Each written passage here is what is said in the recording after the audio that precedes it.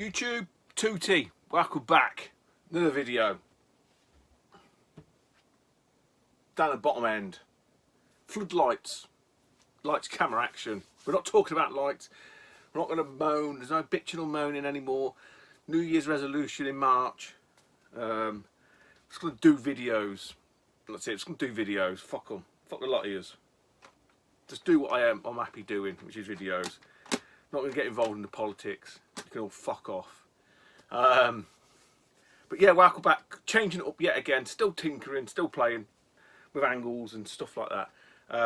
Not a great deal to show today, this video. But some nice bits. And we've got Big Game Mal's ball bag. What more do you want? We have got a bit of room to manoeuvre. Do a little bit of dance. Da -da -da. There you go. I'm naked from the top up, by the way, in case anyone's wondering.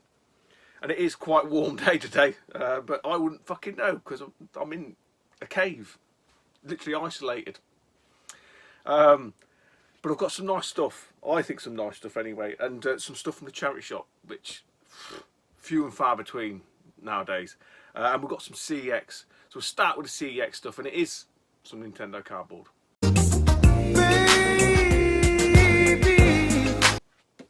Three titles from the mighty CEX. First up, this one probably should have been in the Amiga video. It wasn't one that I assimilated to the Amiga back in the day. To be honest, I didn't really know a great deal of it. I spoke about this one when we managed to pull it out of Kev's box, and it's Alfred Chicken. All complete, except for that it doesn't come with the poster. Yeah, in lovely condition. I didn't have a clue what it was about. I still don't have to play the NES one. We've got the old man of the WoW, so we might be able to have a rough idea. But from what I can tell from the NES one, obviously you play fucking a chicken called Alfred. And I don't think he can jump very high, so you're using a lot of springs and catapults and stuff like that to you know, send you up into levels. But yeah, popped up on CEX. I don't think it was very expensive, maybe 20 quid if that. So we bagged it, we snagged it, and again these ones are from last year. And they've been sat in here for quite a while. Probably the very few remaining ones that are still yet to be shown and put on the shelf. This one's an upgrade. Moved the duplicate on. It is complete. It is Cool Spot. Probably more known on the Mega Drive, I'd probably say.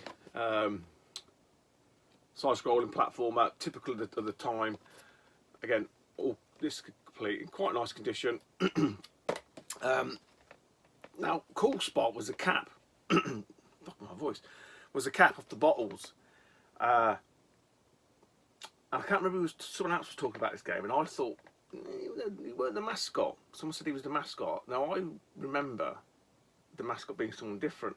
Now, there's a chap we used to knock about with, an older chap. He had a car, white Astra, and he had on the back window Fido Dido, and it said Fido Dido says relax. Remember Fido Dido? Now I'm sure Fido Dido was the mascot or whatever for 7-Up back then.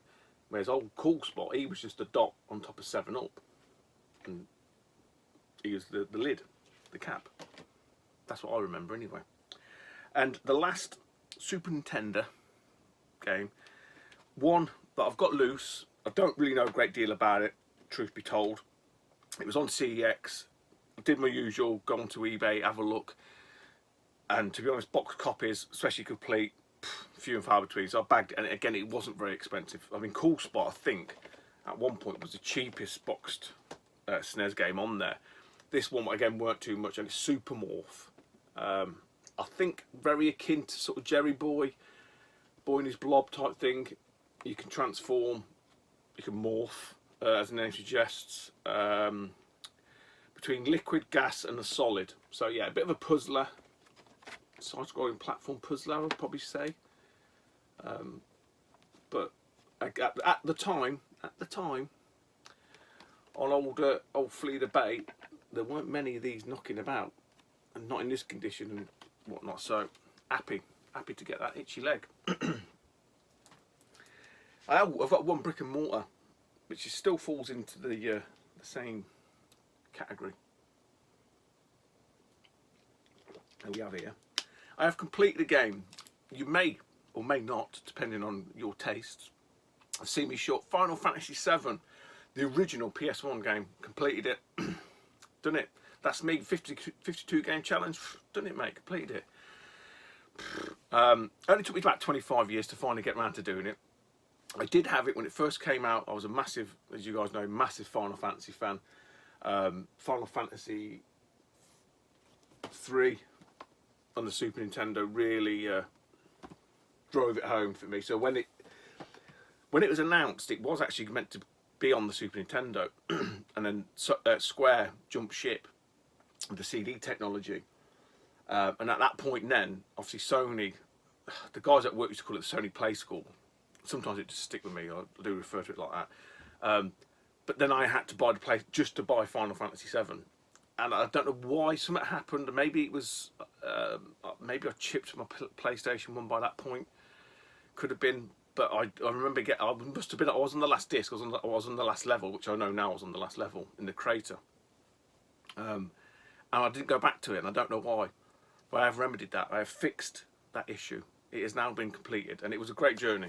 Honestly, really, really good journey. Now, obviously, back then, what the internet was about, but it wasn't as fleshed out. It was still in its youth back then, 1997-ish. So you can still find stuff, but nothing like it is now. So when you look back to the stuff that I was doing, bits that I remember were completely the wrong thing that you were meant to do. But it's interesting. It was a great playthrough. Honestly, really enjoyed it, and it's really good to actually finally complete it after all these years. So yeah, that's that. I ain't started anything yet. So crazy here again. Don't worry. I'm not, not running through all these games. I may start Octopath Traveler. I don't know. There's a few more on the PlayStation Classic. I told you I've been tinkering a lot with Auto Bleem. So there's a couple on there. I don't know. I'll have a look. I'm a bit kind of not burnt out, but like I think a lot of people do this when they play like a big epic game.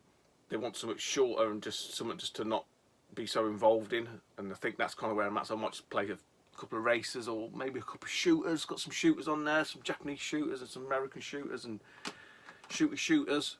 So that might be an option. Just have a tinker, have a play, and then maybe dive into Octopath Traveler on the Switch or one of the other PlayStation 1 RPGs that we've got on there. So anyway, back to the pickups from the charity shop for 25 quid. Now, there's a few duplicates, a few I'm going to keep, and a few that I'm not sure of. A couple of box games as well. So this come about because one of the charity shops I go into, the ladies I speak to anyway, I think it's to do with the Ukraine thing. Their dad had sorted some of the cupboards out or whatever, and I could sort of see a little bit more. Usually it's bags of clothes, and in one of the boxes I could see a corner of a Game Boy box, and I was like, "Oh, what's that?" And then one of them said, "Oh, they've been there for months and months and months." Unbeknownst to me, they didn't say anything, so I managed to dig them all out. I said, "Look, what do you want for it all?" They said, "Make us an offer." I said, 25 quid. They were happy. I was happy. So I walked away with a little Game Boy bundle, Game Boy Colour. Well, yeah, Game Boy Colour, Game Boy bundle. A couple of duplicates. Mario Land 6 golden coins, and old Doc Mario.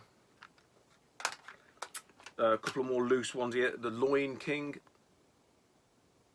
American version. I doubt anyone's going to have done a moody copy of that. Disney's Little Mermaid, and probably the pick of the bunch, maybe not, is Battletoads. Now someone is after that, so that maybe find a new home. I was going to keep it, but I may not now.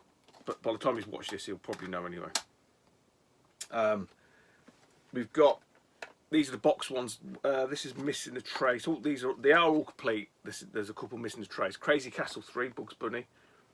Don't know a great deal about this one other than I think there's one of these that's half decent. Chances are it's not fucking this one, is it? But I remember someone saying, it might have been Eddie, old Rollercore, might have said one of them is half decent. One of the Crazy Castles, only one. Tomb Raider, old Lara Croft. Again, these are in nice condition. This one does look a little bit different because it's a side scroller. Looks very Pitfall-esque. But yeah, not really. I used to have a load of Game Boy box games and I've just whittled it right down. I've got a small little selection, so I'm a bit loath to start hoarding them. But these last two are the ones I may keep. I don't know yet, I'm still undecided. This one is complete even with the tray. Tomb Raider's got the tray as well. Mickey's Racing Adventure. It's a rare game. Bit of an isometric Dubry. Undecided on that one because I know they're kind of like could be half decent, especially the N64 version of that. And one by Sunsoft, which does look really good, side-scrolling multi-character platformer. Again, no tray, but it's complete. There's Looney Tunes. Again, had a quick look on eBay at this one. Very few boxed complete copies of it. A lot of loose discs, loose carts. Not very many complete games. So 4 box games, handful of loose carts, and a very, very nice boxed Atomic Purple. Now I think I had all the colours of this boxed. And it was at the point when I was in the blast furnace and I was running out of space, something stupid. And I can't remember the reasons why. I think I ended up selling all of them off. But it's got literally all the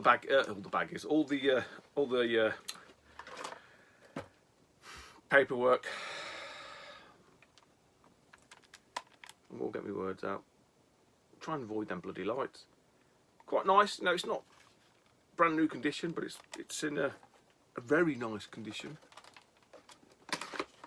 Very odd view. Got to get used to this. So yeah, I don't know. What do you think? A bit of a. We've got to do a thumbnail. I forgot to do a thumbnail last time. Here we go.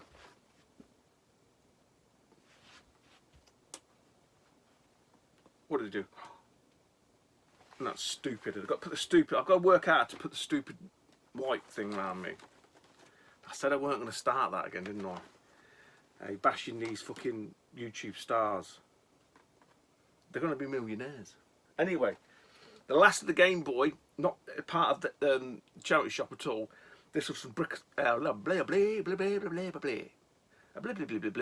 from Bricks and Mortar. I'd seen this. This has been in a couple of months now, and I'd completely ignored it. Then I was looking for something else, and I can't remember what I was looking for. I was doing a search. It may have been I was looking at someone's NES or SNES games on the old Fleabay. You know, I've mentioned this before. I've always looked at out to selling, and I think they might have had a loose cartridge of this. And when I saw the price, I thought I remember that game. Then obviously did a search for it properly, seen the box. I thought that's the one that's in the shop. Then go and search eBay properly for it and think actually what they're selling for is it's a really good price. Now it seems to do better in Europe. Some of the reviews, the scores I got here, okay, you can take them with a pinch of salt a lot of the time. 96, 94%, the best game on the Game Boy ever. It is an original Game Boy game. Isometric, another Rare game by Rare, published by Titus, and it's Monster Max. So again, I don't know.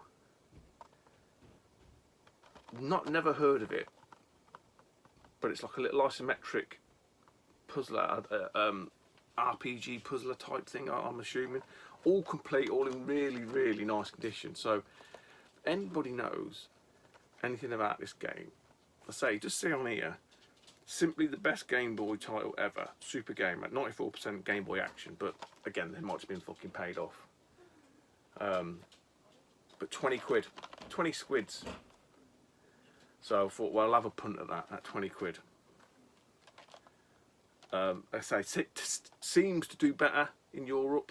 120 quid, odd-ish, give or take. So I thought, well, at 20 quid, I mean, I'm in like Flynn. And that is literally all the pickups. The car boots have started. Just, I'm not sure I'll be going anytime soon, funds permitting and stuff like that, because there's no point going if you've only got a fucking fiver, because sod's law is there'll be stuff there and you've got no money. And that is the worst feeling ever. We are coming up towards payday, so I don't know, we'll see. The weather's turning quite nice, but, you know, it's fucking England, mate. It'll be snowing by next week. Right, so the last thing, let's have a look at Big Game Al's ball bag. More testicles mean more iron. Here it is. It's not going to last forever. Like I said last vid, it's not a Kev's box. It's a Big Game Al's ball bag, and there are a few nice bits in there. One thing I've added in that come through today, so I'll show that first, so I can get to put it away. He very kindly sent me Asterix and Obelix Triple XL instruction manual. So I did have a manual for this for my copy, but it was a French version. So Big Game Al is unfortunately selling off his GameCube as well. He must be fucking mad. But each to his own. He wants to buy some fucking shitty Xbox 360 games. So I did send him my Man of the Well. So we'll put that back in there. We'll sort that out in a bit. But yeah, now a nice complete English copy, English on the back. You've seen these before, but from the same chap, so I thought, well, let's include it in his ball bag for completionist sake. So anyway, back to the bits that we actually did get via the ball bag. Let's do one of the black carts. He says while pulling it out. Fucking hell, Stu. Thought you didn't see that. Do that again. Right, from Big Game. This is a disaster. Oh, car crash TV. Firehawk. I wanted to say Backdraft then. Firehawk. No idea. Is it a shooter? Is it a top-down Akari Warriors type thing? I still haven't tried the other ones from last week, so I need to give them a whirl. But again, my assumption will be these are 8-bit micro conversions, adaptions, perhaps. Black Label, Eliminator, Boat Duel. Now, I did have this, but we've got this, the American version, not the PAL one. So this again fell into that category. I don't know if I mentioned it in the last one with Al,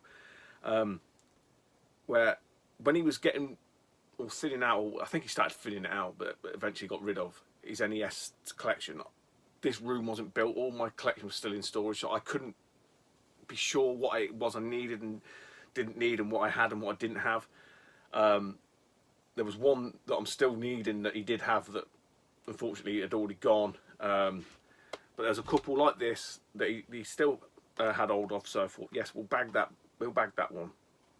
Eliminator Boat Duel. I've played that behind, it looks like a Codemasters game, full enough. Behind the boat, and you're literally powering into the screen, and you've got to shoot shit and whatnot. Not a great game. It's got a bit of a cult following, I think. Another unlicensed game. The Ultimate Stuntman. I was going to say the Ultimate Warrior. The Ultimate Stuntman. The code. Obviously, all these would be Codemasters. I don't know a great deal about it. I don't even know if that is it a rehash of another game, and they've called it Ultimate Stuntman. Doesn't ring a bell. Neither does Firehawk though, in terms of it being an 8-bit game. You know, some people don't count. They don't count these, what they call, I think the Americans call them unlicensed. The unlicensed ones. I think technically they're not counted here as well because of that, because they're not official Nintendo products. We've got 2 left of these, so we'll do both of these. We've got another pass through, or plug through. Now, again, I've spoke about these before, so I'm not going to go too much into it, but this is a Super Sports Challenge, Baseball Pros, Pro Tennis, BMX Simulator, Soccer Simulator. So Codemasters were quite renowned for every single game that they ever did was a simulator. Fruit machine simulator, soccer simulator, tennis simulator, car simulator, racing simulator. That's all they ever did. Some were half decent, some were a bit near. But who was it? Drinking Games with Josh. He left a comment on the last vid, and it's quite made me realise actually they had these, and I think they called them the Aladdin or the Aladdin system. I've not really looked into it. I've seen that appear on a few of the American guys' channels, and I think it's probably one of the same because he did sort of say they were by Codemasters as well. But again, I think those guys, they just see them as unofficial. Now, I don't think they count them as part of the massive American library. And the last one that I needed, which does complete the whole of the the plug-through set, is the Fantastic Adventures of Dizzy. So one for me mate Dave played games badly. I say I'm not really a big fan of these.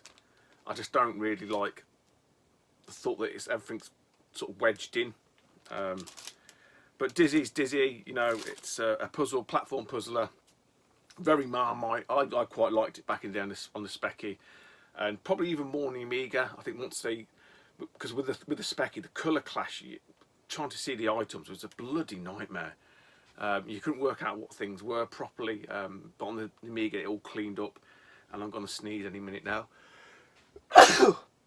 That's me kicking all this dust, all this fucking big game house dusty ball bag. Fucking Ada. What we on? 21 minutes. Right, do another one. Adam's Family. So again, this falls into that same category where I've got the American version. Not an expensive game at all. You know, CX carry this one. Not expensive, but one that for some reason, I know the reason, because there was Play Expo Manchester, God, years ago now. Alex Nintendo Arcade was there, funnily enough, but both at the same store. And there was Salah had a couple of American games in a little box at the end of his table, and I think it was a man and a woman, and I think I was talking to the woman, and I sort of said, "Oh, have you got any more of these?" And he said, "Yeah, there's a box down under the table, more of them." He said they weren't sure if anyone's interested. Anyway, this is going back years, and I did bag a load of American games from them.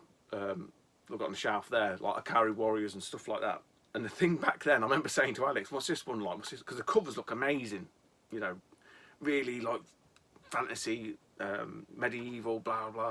And he was like, I don't know. We didn't know, and I think a lot of those type of games are pretty shit. So it's a case of just picking up the ones you kind of recognised. And I did, and that's where Eliminated Boat Duel come from, because I remember seeing that on a few of the American guys' channels, and I think it was like a like I say, a bit of a niche following game.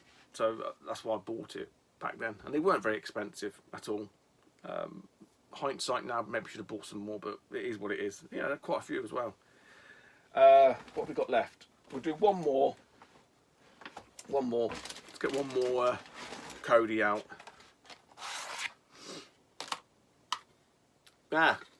Cosmic Spackhead.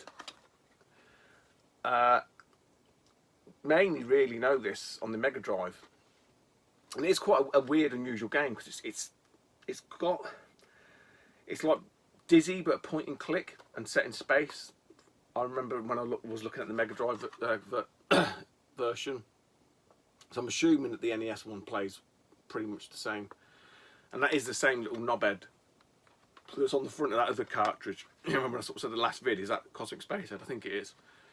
Still yet to play any of those, so we'll leave it there for Kev's habit, for Big Game Al's ball bag. We've probably got one more episode in there. Yeah, enough for one more episode. Been a bit of a laugh in it, nothing else. Let me know what you think of the view, guys, and take it easy, and I'll speak to you soon. Bye bye.